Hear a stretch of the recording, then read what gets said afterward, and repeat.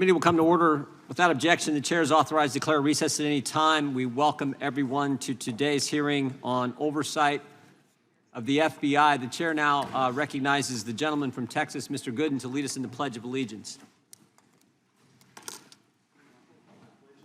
To the flag of the United States of America, to the republic for which it stands, one nation, under God, indivisible, with liberty and justice for all.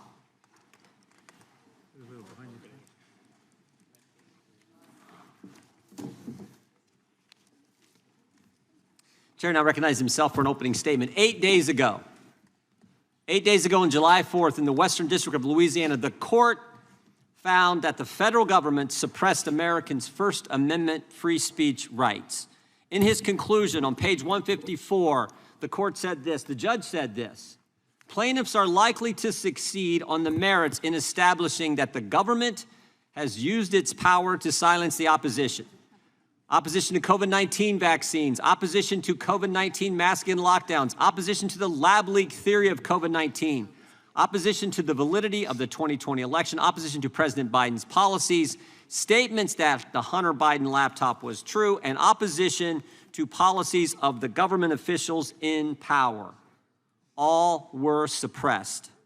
It is quite telling that each example or category of suppressed speech was conservative in nature. The court further writes, the United States government seems to have assumed a role similar to an Orwellian ministry of truth.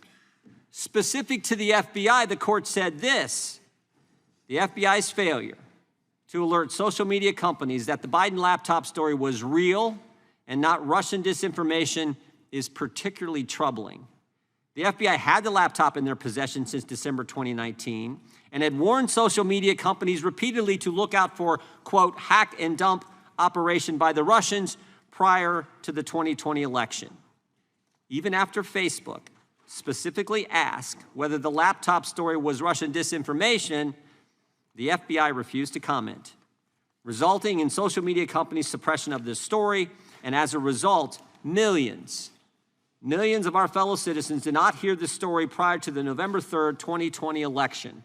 Additionally, the FBI was included in industry meetings, bilateral meetings, received and forwarded alleged misinformation to social media companies, and actually misled companies in regard to the laptop story. When the court says the FBI misled, that's a nice way of saying they lied. They lied, and as a result, important information was kept from we the people days before the most important election we have, election of President of the United States, election of the Commander-in-Chief. In a survey last fall, 4 out of 5 Americans said they believe there's a two-tiered system of justice in America today. They said that because there is. They said that because of what they've witnessed.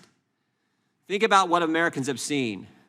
National School Board Association, left-wing political group, writes the White House and asks them to treat parents at school board meetings as terrorists.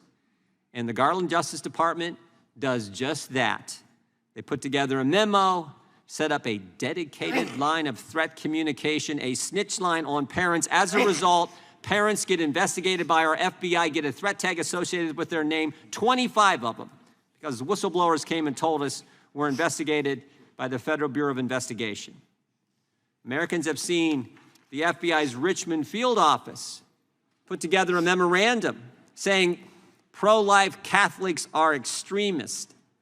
They've seen 20 FBI agents, SWAT team members, show up at the home of Mark Houck and arrest him in front of his wife and 7 children, even though he had indicated he'd be happy to turn himself in. And what was he arrested for? Him and his 12-year-old son were praying outside an abortion facility. Some guy starts screaming in his son's face, and he did what frankly any dad would do, defended his child. What's interesting is the National School Board Association apologized for the letter, but the Attorney General refuses to rescind his directive. The FBI did rescind, thank goodness, the Richmond Catholic Memorandum, but they refuse to tell Congress who wrote it and who approved it. And Mr. Houck, when he got his day in court, he was acquitted by a jury of his peers. American speech is censored. Parents are called terrorists. Catholics are called radicals. And I haven't even talked about the spying that took place of a presidential campaign or the raiding of a former president's home. But maybe what's more frightening is what happens if you come forward and tell Congress. If you're a whistleblower, come tell the legislature, come tell the Congress what's going on. Look out. You will be retaliated against. Ask Garrett O'Boyle, who told Congress about these issues. Took his clearance, they took his pay, they took his kids' clothes. Ask Gary Shapley, 14-year veteran at the IRS, handled some of the biggest international tax fraud cases at the agency. He comes forward, and the Justice Department kicks him off the case. But here's what's truly unbelievable. Here's what's amazing. With all that history, with all that, the Justice Department and the FBI want the taxpayers they censored, the parents they labeled, the pro-life Catholics they called radical. They want them to pay for a new FBI headquarters. And they want FISA reauthorization of the 702 program in its current form. It's in the director's opening statement. I mean, you can't make this stuff up. There are 204,000 reasons why Republicans will oppose FISA reauthorization in its current form. 204,000 times the FBI improperly searched the 702 database. And unlike the FBI censorship in the court's opinion that was focused on conservatives, the FBI's illegal scrutiny wasn't just limited to conservatives. BLM supporters were illegally scrutinized by the FBI as well. And I hope our Democrat friends will join us in opposing reauthorization of Section 702 the way it's currently done. And I think they will. And I hope they will work with us in the appropriations process to stop the weaponization of the government against the American people and end this double standard that exists now in our justice system. With that, I yield to the gentleman from New York for an opening statement.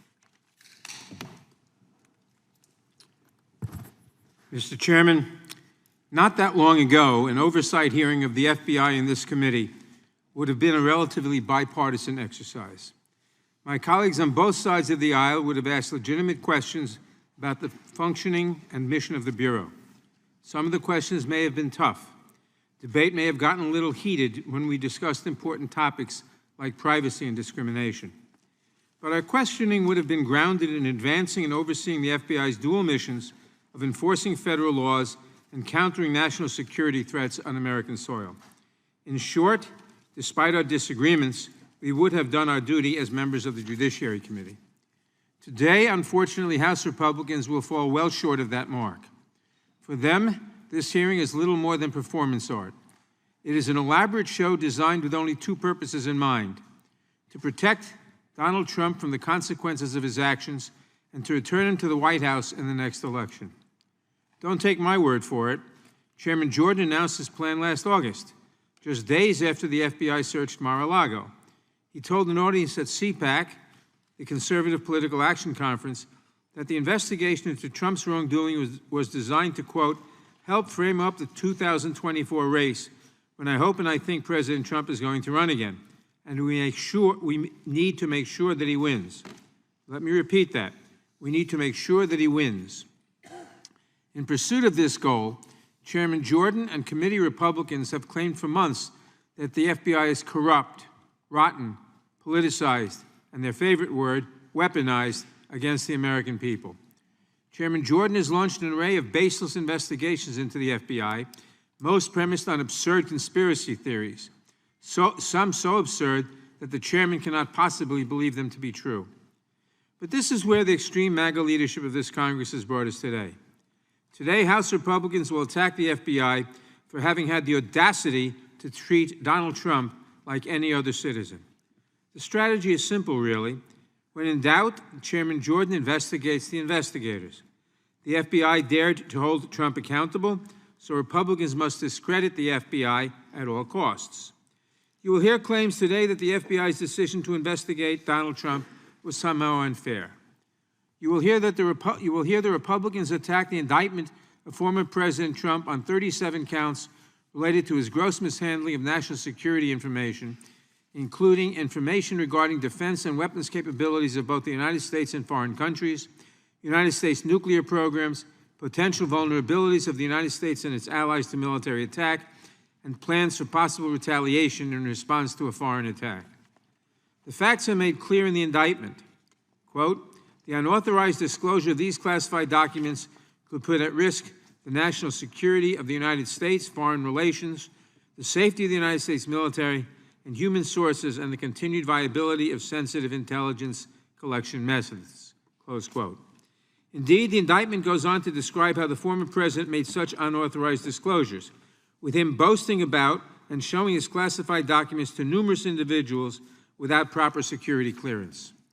You will hear claims today that this indictment against Trump was unfair, maybe even that it was unlawful. You'll hear that the FBI should have just asked Trump a little more nicely, one more time, to hand over the documents. You'll hear that the case was a political investigation from the start, orchestrated by a liberal-loving FBI that ensured Trump would be wrongfully vilified at every turn. These claims, of course, are completely untethered from the evidence. Even if you believe, as Chairman Jordan claims, that President Trump has committed no crime, surely we can agree that it is dangerous and profoundly irresponsible to have taken these documents from the White House and left them unsecured in Mar-a-Lago. Again, don't take just my word for it. Trump's Secretary of Defense, Mark Esper, said that the former president's handling of this information put U.S. service members' lives and their national security at risk. Xin chào tất cả các bạn, rất vui vì được gặp lại các bạn trong video này. Hôm nay chúng ta sẽ cùng nhau tô màu về bức tranh củ cà rốt. Mời các bạn hãy cùng đón xem hết video của mình nhé.